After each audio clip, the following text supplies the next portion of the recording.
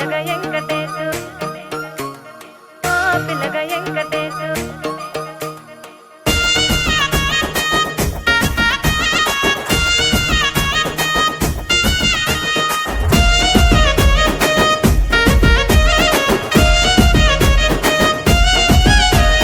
సిద్ధిరాల మనసు నాది చిన్నగా పోతుంటావో చూడక పోతుంటావో ఇంట్లో చిన్నదా